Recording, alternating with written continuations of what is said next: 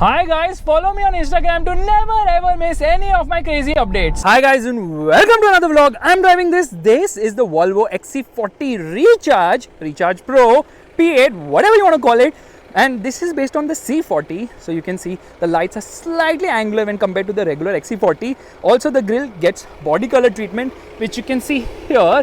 Meanwhile, you get a mesh treatment on the regular ICE-powered XC40. Now this is a diesel because the diesel is a diesel. With the petrol also there were certain changes which were done to the XC40, but you know what Volvo removed? A headlight washer. Of course, there is no headlight washer on the XC40 Recharge. In fact, there is no headlight washer on any new Volvo car. I think the XC90 has it, but they keep removing this feature, which is a Volvo trait. Now in terms of design, both are more or less the same. However, slight changes to the lights and the bumper, and of course the grille, which kind of reminds you of the MG ZS EV because we've seen that car before, so we kind of compare it to that. Now the wheel size is 19-inch here on the Recharge. This one is a 20-inch, slightly lower profile tire as well. But you know what? The production model will come with a slightly different tire setup is what I'm told. In fact, you don't get a red color with the Recharge in India, but Volvo has given us a red colored car to drive at the moment. And in terms of size, the Recharge is slightly longer, 50 mm longer as well, which means that the difference is minute, actually very minute. So with the R design Volvo out of the way, we are going to focus on the XC40 Recharge. Okay, it looks quite nice, but first things first, we have to obviously open the front of the vehicle, which means from here I put my hand and then I push it upwards. Obviously, this is a powered tailgate, not a powered tailgate. I'm saying tailgate because I'm getting confused because here is a front, there's storage space here. Okay, these are hydraulic struts. Of course, there's insulation here, which is kind of unneeded. Maybe give it to Skoda Volkswagen for their cars. And there is storage space here where actually the charger goes. Below here, you can see there is, I think, the towing hook. Yeah, that is the towing hook which is placed here, and you can keep a lot of other stuff as well. I think this is around 31 liters, which is big enough. The washer fluid goes in right there. Let's just shut this. This whole thing has been beautifully done. I love the fact that you have to actually open this cubby hole. Meanwhile, yeah, this is the lever to open the frunk as such, and let's just shut this for a moment, and there it shuts. Now you can see design wise very similar to the regular XC40 which I've already shown you. This kind of looks weird, but it grows on you with time. And this is where the front parking camera is, and of course that is the Volvo logo. Green color number plate because this is an electric vehicle and you get front parking sensors. There's the towing hook, that is the fog light, and all LED lights here. You can see lights actually look quite nice. Thor's Hammer LED DRL. Says Volvo here on the side, and you can see the indicator here in place of the DRL which is functioning at the moment. Quality levels are absolutely fantastic. Wheel size is actually staggered. At the front we've got smaller size tires, slightly smaller actually, to 35, 50, 19. Here you can see it's written right there. Wheels look really very nice. The disc size is also big, and that is the brake caliper. Could be painted, would look really nice. You get this body side molding. And here is of course the side camera because it gets a 360-degree camera, which by the way the regular XC40 does not get. So this is an additional thing here on the XC40 Recharge. Okay, sort of a floating roof treatment because this is finished in black. Roof rails seem kind of functional. That is a shark fin antenna. Again, gloss black finishing which looks nice. And it says Recharge right here as well. Okay, I'm going to take this opportunity to show you the key of the vehicle. This is the key. Okay, this is for the hazard light, so you can turn it on from here to spot the car. This is to unlock the car, this is to lock the car, and this happens to be to open the boot of the vehicle, which we are going to do right away. Will it function with the car on? Yes, it does, and there opens the boot of the vehicle. Now here there's a lot of an issue because the spare wheel is placed on top rather than underneath, but the spare wheel obviously is not full size, doesn't even get an alloy. 125/70/19 is the size of the tire. Says Volvo here on the zip. Kind of nice attention to detail. First aid kit is placed here, but you know what? Shockingly, the charging port of this car has disappeared, so there's no charging port in the car right now. Here below you have got some storage space, which means that I have to do some acrobatics to show you that. There you can see, yeah, the jack is placed there. Rose, I don't know where she has disappeared, but storage space is here. In fact, if I push this up, yeah, I can even fold this, which is kind of nice. So yeah, it has got a lot of folding options as well. That's kind of cute. Just increases the boot carrying capacity. Here's some storage spaces here. There's a light placement here. Something opens right there. Okay, it's a powered tailgate. I press this button, it shuts. There is the camera. Of course, his Volvo boldly on the rear. XC40 and Recharge twin. Why twin? Because it gets a twin motor. Of course, the typical Volvo lights. Yeah, the vertical lights, of course. They look really nice and beautiful. and you get a antenna here. Yeah, that's the spoiler I was talking about. There's a high mounted stop lamp. This is the wiper of the vehicle. Kind of gets really dirty at the rear. You get rear parking sensors, a towing hook here, and of course no exhaust. That is where the battery pack is between the wheelbase. Okay, this is the rear fog light, only on one side, not there on the other side. The indicator is functioning here at the moment, which you can see. Now, traditionally fuel goes in here. Instead, this is where the charging port is located. Yeah, this is where the charging port is located of this vehicle. And yeah, you get some lights here to tell you the charging is on. Actually, there it is where it goes. Now, I wanted to charge the car. There is no charging port around, but I have actually carried my power bank just in case I run out of juice. The joke is on me because Volvo has not given us the charging cable in the car right now. Like I was telling you, all the doors get a request sensor, says recharge here on the side. Now, the good thing is there's some storage space here as well.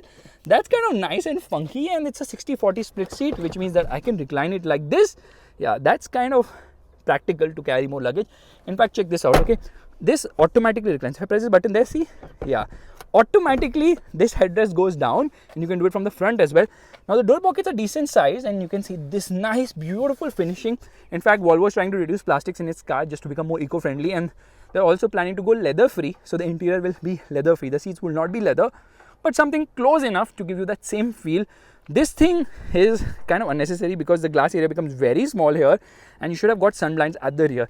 Now, the cabin is on the black side. Okay, let's get inside. First and foremost, you can see there's decent amount of legroom and knee room on offer.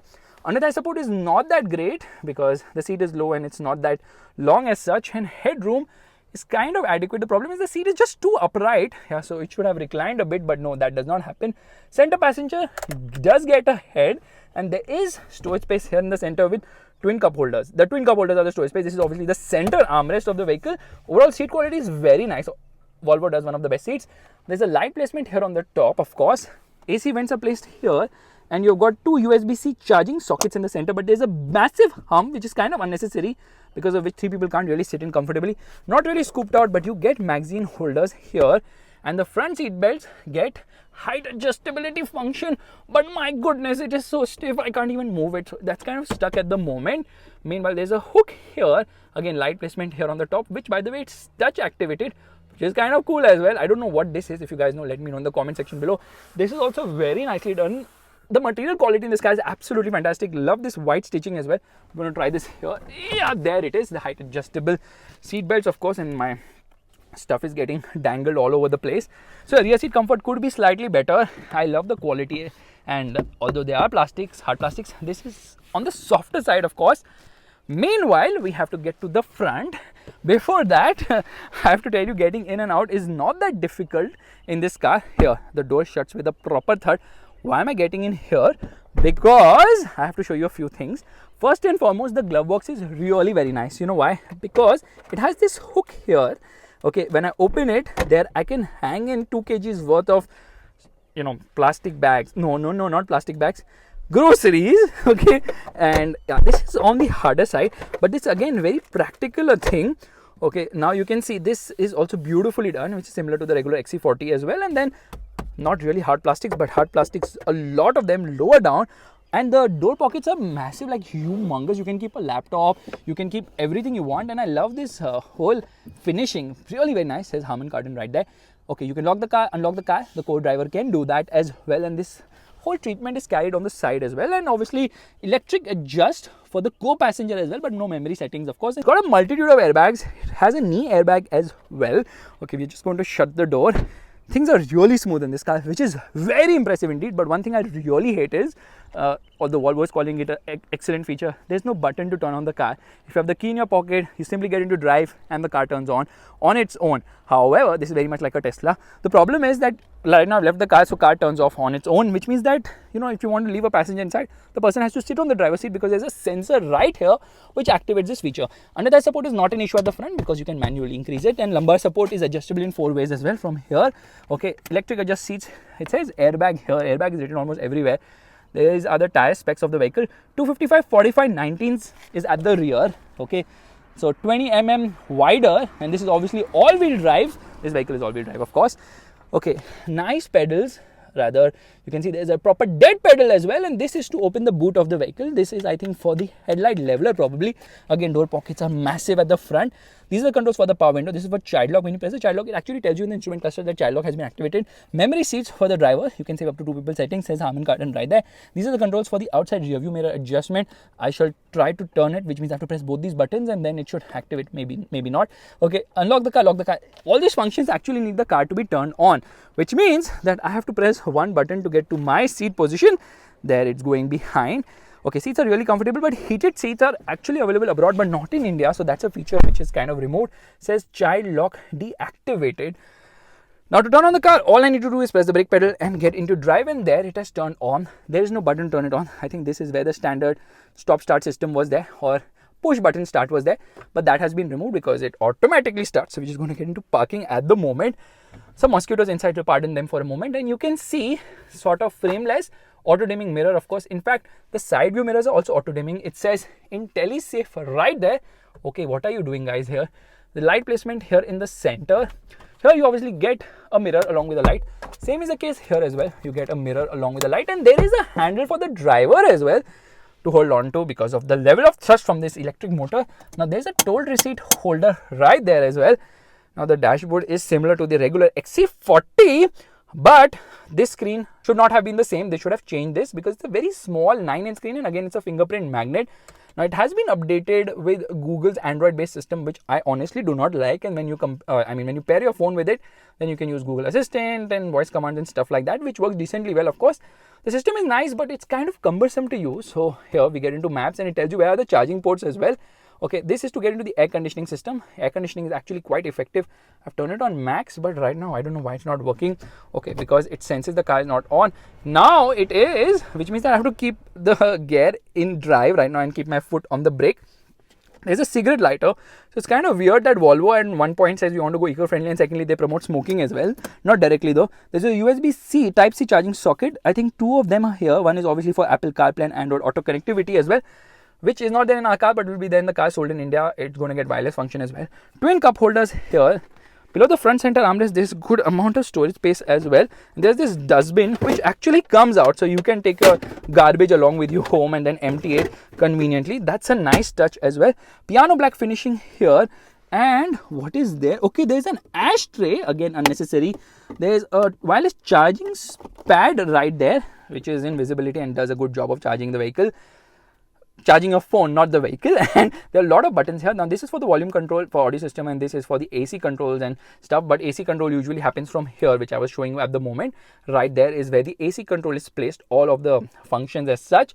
Okay, let's get into camera. It gets a 360-degree parking camera, which is actually quite nice, and then you can press a button here to see various views as well.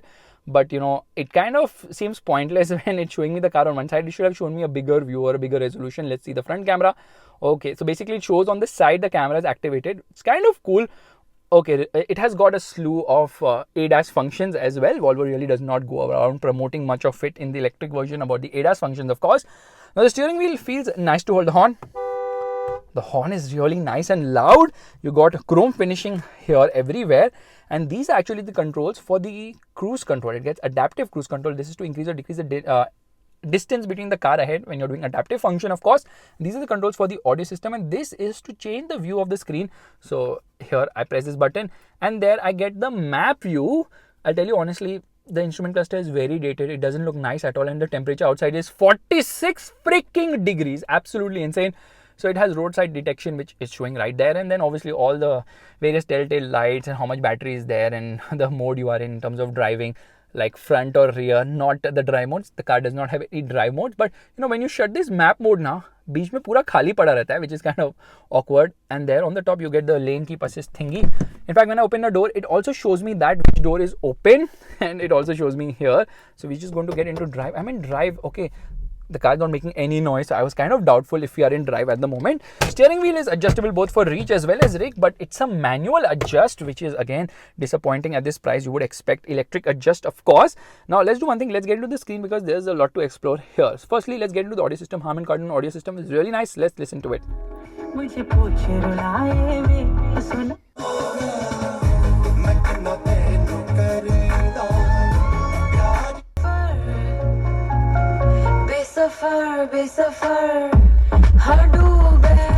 Audio quality is actually quite nice, really nice. I love it. Okay, let's get into the settings. Nowadays, driving, there are a lot of functions. Off-road mode, steering assist, basically it's for the lane keep assist under pilot assist. Then lane keeping aid, road sign information, ready to drive notification, one pedal drive, which I'll show you when we are driving. Steering feel firm, so basically you can make it more dynamic, the steering wheel. Let's get out of it with a lot of settings. In fact, I can't even go through all of them, but yes, you can optimize the sound because it has got surround sound and whatnot. So a lot of functions for the audio system. It has a subwoofer as well, but my personal favorite menu happens to be in the display light, lock and blah blah blah. Okay, here I can fold the headrest. When I press this button, check this out. Okay, I'm sorry Noreen, brace yourself. Okay, because I'm going to be folding the headrest and you need to move on the other side, and here we go. Yeah, they drop, so you can electrically drop them, and I by mistakenly pressed wiper service position. Let me get out of that. Let's use the wipers right away to see amount of spray. Okay, spray is plenty, but you know what, the spray actually comes out from the wiper, so that's again very nicely and neatly done here. Meanwhile, okay, all these functions are given here. You can decide how you want the locking of the doors and stuff like that, and then, you know, for a moment if I want to keep the car on, that is also possible. Okay, but I have to be in neutral. But as soon as, look at me, okay, I just shut the door, the car turns off. There it shows me the battery level. So that's something which I don't like because I want to keep the car on while you're shutting it. Now, of course, I didn't show you the massive panoramic roof. Okay, let's just open this, and there it opens. The thing is that it brings in a lot of airy feeling inside a cabin which is completely black. So yeah, that's the max. It opens even further. It's sort of a touch sensitive thingy. Like I just have to swipe it like that, and there it shuts. Obviously, you get a sunblind, and then internally in the system, you can decide that when you shut the, leave the car, it will make sure that the sunblind is also shut. So yeah, it's a bit fidgety to operate because there's no physical button which has a click to it.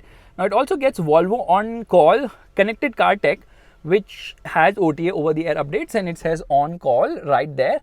So basically what it does is, I mean, with using that, you can use a slew of connected car features, which I've seen in so many cars. I'm kind of bored explaining it now. So let's just shut this. And how does it shut? Okay, there is how it shuts as such. Meanwhile, okay, I kind of explained everything, but it gets automatic headlights. These are the buttons for the headlights. This is for front fogs. This is for rear fogs. And these are controls for the wipers, automatic wipers as well. So yeah, this is for the rear wiper. Then I've turned on the rear wiper. You can see that. Yeah, it's kind of very, oh my God, that is a crazy amount of spray which is coming out. So we're just going to try to see that again. I'm just going to zoom in and hopefully we are able to witness that there. Okay, it can kind of completely wash the car as well. So we're going to get out naturally because I want to I want to see how does the key work. Okay, first and foremost, you can see the spray actually comes out from here. So yeah, that's a little big type of a unit. Okay, let's shut the car. Here it shuts, and then the mirrors go inside when I shut the car. And I'm going to keep this button pressed, and when I keep this button pressed, the car obviously unlocks. But do the windows go down? Yes, all of the windows of this car actually go down. But does the sunroof open? No, the sunroof does not open. That's kind of disappointing. But look at the dashboard. It looks so nice. The material quality, everything is fantastic as well. But since it's so similar to the other Volvo XC40, there's no point spending so much time on this. But let me show you the gear lever, which also has this beautiful stitching. Now, it's not really a gear lever, it's a drive selector, of course, because obviously this car does not have any gear as such. But small attention detail which Volvo has. Like, look at this, okay? There was no need of this small thingy here, but they have done that as well. So they go overboard in giving you the best kind of tech in this car. I really like it. And then you've got car status, which tells you like tire pressure monitor and stuff like that. But okay, there is a function wherein I can see what is the charging. Okay, where is that? Range assistant. Okay, here it's showing me what is the estimated range, 230 kilometers. It's saying range optimizer, how much consumption is happening. This screen has a lot of things to give, but 9 inches super small in this time where even Hyundai is offered 12.3 inch screens at a much lower price point. Anyways, let's start driving right away. All right, we're all set to go, which means first and foremost, I need to turn off the air conditioning. We come out of this and get into this and then press this. I'm pressing this, that. But anyways, I'm keeping the screen on because of a lot of use to me. Straight away, I get into drive mode and then obviously it starts scrolling ahead very effortlessly. And I get onto the throttle and you can see it immediately catches speed as well. So yeah, that is good. Very smooth, very refined. You can't hear a thing. First and foremost, you're going to start the handling test because we are here around this corner, which means here we go. Whoa-wee-doo-wee-doo-wee-doo. Not the horn test, but for adaptive cruise control, I had parked this car. So yeah, it needs to start moving and then I will turn on adaptive cruise control to show you how it works, because obviously it gets a range of ADAS systems, which means forward collision warning, automatic emergency braking. All the Volvo's brochure states something else only. They don't call it. Okay, I think collision mitigation front as well as rear. So here, adaptive cruise control, I will turn it on by pressing a button right there. It's 56 kilometers per hour. I'm going to increase the pace to say 65 kilometers per hour, and the distance I am going to just keep it maximum.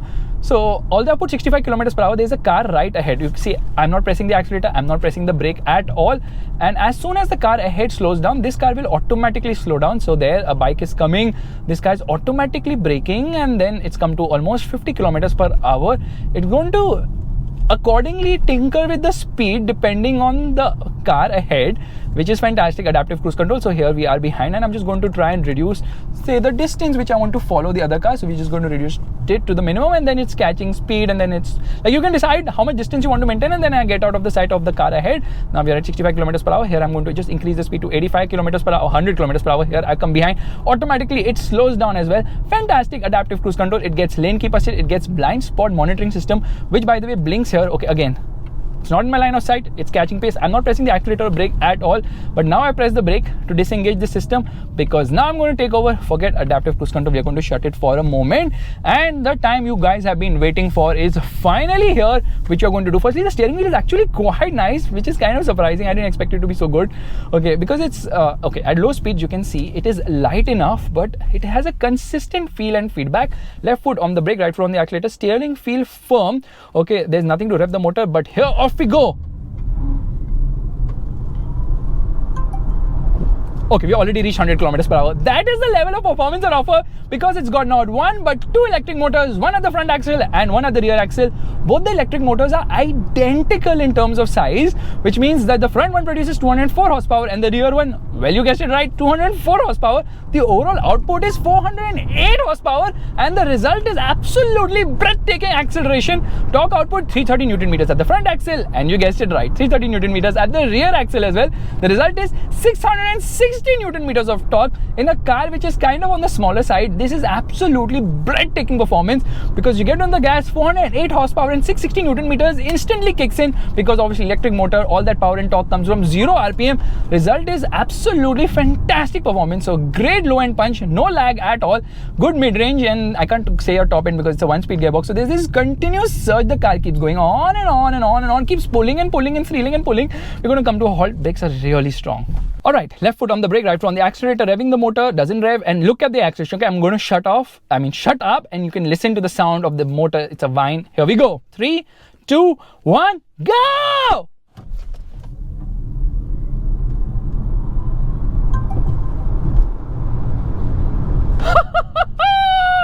Absolutely blisteringly quick car. 0 to 100 kilometers per hour in 4.9 seconds. That's stupendously and stupidly quick.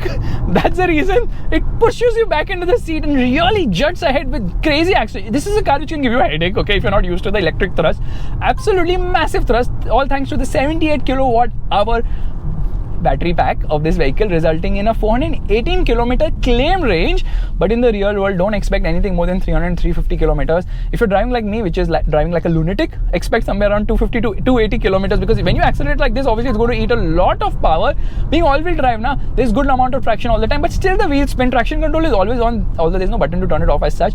But trust me, you accelerate, this car just goes. Only thing which is disappointing is the top speed, which is just 180 kilometers per hour. This car can easily do 227 kilometers per hour, but Volvo has restricted the top speed on all his new cars, because they're like, that's kind of safe. So it's safe for you to go out and drive at 180 kilometers per hour. That's what Volvo wants to say. Okay, jokes aside, the lane markings are not there. Otherwise, I would have shown you lane keep assist as well.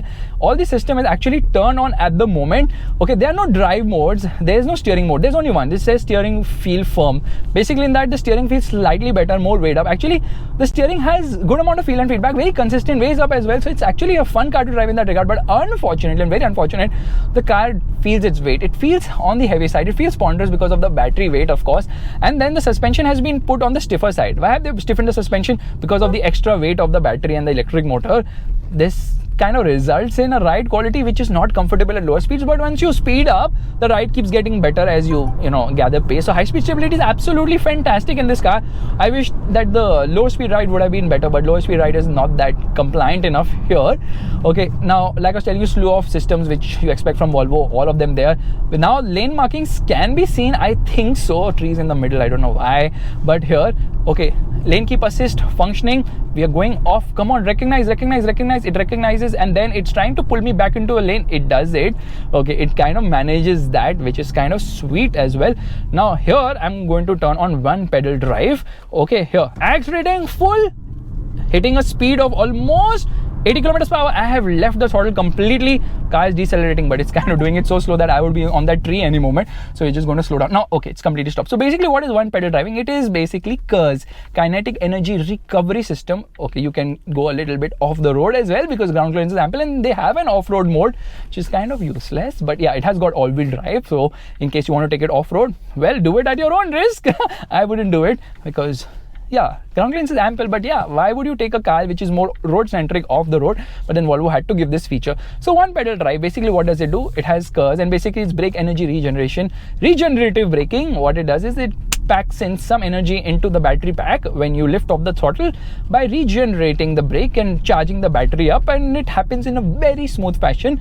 So I think globally the car does have drive modes or multiple modes for the steering as well as for the regen braking or the one pedal drive mode, but here there's just one button for the same. Here I've come to a halt. You leave the throttle, the car will decelerate so quickly. Now you will come to a halt in no time at all, and then we have hit a sort of a traffic jam. One pedal driving is actually quite cumbersome. You're not used to it, you don't like it at all. I honestly don't like it because I feel it's kind of stupid. So what you're going to do is I'm going to hit a speed of around, okay guys, coming from anywhere, 60 kilometers per hour. Yeah, and that tree is the one which is going to challenge us. Here is 60 kilometers per hour off the throttle. Now I'm not going to apply the brakes. I'm not going to steer. If it hits the tree, it hits the tree. Let's see what it does. Yeah, it's come to a halt here itself, and you know what? It doesn't cruise. It just comes to 0 kilometers per hour. It just stopped completely onto the throttle, and off we go. Yeah, again the trees come in the center. Again I've left off the throttle. It's stopping slowly. Come on, come to a halt. I'm not applying brakes. There. One pedal drive, copied exactly from Tesla. This thing of getting inside and start like going off without the key, again like without pressing a push button start or pressing anything, again copied from Tesla, and off we go. Now this car comes with 3 freaking keys. Okay, this is the safety key of the car, and there's a regular key and there's another key, so 3 keys with the car. That's one too many, I believe, and keeps making that sound at 80 kilometers per hour. Of course, all the systems work fantastically well. Only thing is the handling is not that great. In spite of the stiffer suspension, now it kind of has that body roll and feels its weight. So that's something which you have to kind of look after. And then in terms of charging, there are obviously a multitude of options depending on the rating of the charging port. How fast does it charge? So Volvo says that this car, one pedal drive, please don't irritate me, I'm just going to turn it off. Okay, then it does not decelerate. It can kind of maintains the same speed. So Volvo says this car can be juiced up from 0 to 80%, actually 10 to 80% in just 33 minutes using a 150 kilowatt DC fast charger. मुझे बता दो India में कहाँ है एक, मैं वहाँ पे जाके चार्ज कर दूंगा. But there's not a single one of that in India. In fact, I don't even think India has 100 kilowatt fast charging. Most of them are 25-30 kilowatt. Tata Power is that. Then there are 50 kilowatt options as well. So 33 minutes in 150 kilowatt fast charging. But when you go to 100, I think that 33 minutes will become almost say an hour or so. But realistically, 50 kilowatt DC fast charging will take around 2 to 2.5 hours. And if you go to Tata Power, which is 25-30 kilowatt hour fast charging, kilowatt actually, not kilowatt hour, kilowatt fast charging, that will take around roughly 4.5 hours. But at home, how do you charge? Either use the 15 ampere socket, which is 240 volt charger, जो regular तुम wall में लगाते हो ना socket, वो wall socket है ना घर वाला, जिसमें तुम अपना फोन, लैपटॉप, फ्रिज सब कुछ चार्ज करते हो. That takes approximately, and I quote from Volvo's website, 40 to 72 hours. That's between 2 to 3 days. In 2 to 3 days, the world rotates 3 times and comes back to its same place. That's a lot of time indeed. Absolutely crazy amount of charging time with the regular socket. But then Volvo will also, okay, here we go, body roll kicked in, a little bit of understeer, front wheel kind of struggles for traction when you get onto the throttle very hard and fast. And then I realized lot of body roll. Steering is nice, but handling is not that great, and Nuren is kind of sitting behind and shouting all over the place, so I had to slow down, otherwise I would have gone full whack right here. So like I was telling you, the charging option at home would be Volvo would come and install a 11 kilowatt AC fast charger wall box, which will take approximately 8 hours to take the battery from 0 to 100%, which is realistically what 99% people are going to opt for, because घर पे charge करेंगे ना, बाहर जाके कौन charge करने वाला है? Because always like, you know what, you can come to our showroom and charge your car. And I'm like, how many showrooms do you have, Volvo? And I was like counting on my fingertips. They have very few showrooms when compared to other car makers. So that is again not an option as such, but still I would say if we get 150 kilowatt fast charging, that would be amazing. 33 33 minutes to juice it up from 10 to 80% would be fantastic, but realistically that's not possible, that's not happening. Making a quick overtake, just flex your right foot slightly and there it's already gone. That's the level of thrust. So there's no eco mode, none of that bullshit in this car. Very simple, very nice, but the price is going to be really high. I think around 75 lakhs is what Volvo expects to price this car, which makes it very expensive for what it has to offer, because for 75 lakhs I can get a BMW M340i. My life is set, done. I don't need any other car whatsoever. Or you can also get the GLA 35 AMG. You can get a lot of options, but Volvo's kind of charging a premium because it's almost 50% more than the petrol model, which costs 52 lakhs. So yeah, approximately 23 lakhs more, almost there, 50% more. That's a lot of money Volvo's charging for the electric version. Yeah, I know the performance is absolutely breathtaking, because come on, let's we have to admit it, this is blisteringly quick with 408 horsepower. Absolutely insane. I don't think any car at this price has that much power. Anyways, left foot on the brake, right foot on the accelerator, and off we go. 60, 80, 100, oh my goodness, 120. Oh, breathtaking performance. I love the performance. I also like the brakes. Brakes also nice, sure-footed. So yeah, you know when it stops, huh? Just for the sake of something being different, I will turn on the maps here, because बाकी सब तो same ही है यार, कुछ अलग है ही नहीं गाड़ी में. मतलब समझ नहीं आ रहा ऐसा क्यों किया इन लोगों ने, कुछ तो देते मतलब मजेदार चीज. Let's just turn on the camera just for the sake of it. Left foot on the brake, right foot on the accelerator, and off we go. 100 already. That's insane performance. Okay, obviously in terms of safety rating it will get 5 stars. In terms of tech and safety and features, it has got hill descent control, it's got hill climb assist, it's got all of that. So it's like loaded like almost every Volvo. Only thing is that 75 lakhs, it is a bit on the expensive side, and then I don't know how the charging thing is going to work. For the moment, I honestly feel if you have a budget of 75 lakhs, close your eyes and get the BMW M340i, of course, because remember, this car is fast, alright, it is very fast, but doesn't matter how fast you go, it's how you go fast, that's what matters, because electric cars feel like an appliance. If my fridge had a rocket motor, it would feel exactly the same, no different at all. So you can call this not a car, but more of an appliance, and in that regard, I honestly feel that electric cars will never get the passion or the I don't get words only to describe electric cars. I have no adjectives only, because they're kind of soulless. Yeah, it goes fast. Even an aircraft goes fast. You want to go from 0 to 100 kilometers blisteringly quick, sit in an aircraft, an Airbus A320 will rocket off at takeoff. But yeah, this car also does the same. Only thing is, it doesn't give me butterflies in my stomach like I would expect, because it just doesn't have a soul. It doesn't sound nice. It doesn't have a sound. Even if they put an artificial sound, I'm like, oh, yeah, what the heck. But yeah, that's the problem. That's the big problem. But Volvo is very smart here. What they have done is now a master stroke. The most expensive made in India electric car is not the EV version of this one, but the ZS EV, around 27.5 lakhs, somewhere around that. 27.16 lakhs if my memory corrects me right, and it serves me right. It doesn't serve me right, so it's kind of wrong, but still somewhere around 27 lakhs. Why am I unnecessarily pulling this line? Let's go to the next thing. Okay, now the next car after that happens to be the EQC and the I-Pace, and there's another one. Okay, there is Race Sansoki. This Innova is going full throttle. He doesn't know that if I put full throttle right now, then I might just need this. 1 second. Yeah, I might just need my power bank to charge the car up again, because I'll deplete the battery really fast. So nothing is between 27 lakhs to almost 1.2 crores, and that's where this car sits, right in the center, offering people an electric option where there is none. By the way, Lexus is also thinking of launching their electric car. I don't even remember the name, but I remember seeing it and sitting in it, and I'm like, itni chintu mintu gaadi kaun kharidega 60 lakh ke liye? And Lexus also believes what I believe. That's the reason they're not planning to launch it anyways. But if they do, this car will gobble it up in terms of sales, because obviously it doesn't have the features and the feel good factor which this Volvo has. This Volvo is very nicely loaded. Only I wish it was slightly more aggressively priced, and obviously great in terms of safety, amazing in terms of performance, but not really comfortable, not really dynamic, being right in the center, which is the disappointing part here. So guys, if you like this vlog, make sure to give it a thumbs up, that's the like button, and if you plan to buy this car, buy it immediately before Volvo removes another couple of features. Which makes me talk about one more interesting feature, is what is the warranty, right? The battery warranty happens to be 8 years or 1.6 lakh kilometers, whichever is first, and after that you're on your own. And I've already discussed this. With time, obviously the battery will deplete, and there will be a point where you'll have to change the battery, because it will not give you adequate performance either. And it's a fun, nice car, get on throttle like this, and amazing pickup and all that, but you know what, it doesn't have a soul. And whenever I drive an electric car, I just feel that if I really want to save the earth, I probably should do this, which is just park the car on the side and maybe walk home. चल रही कितनी हसीन है ये दुनिया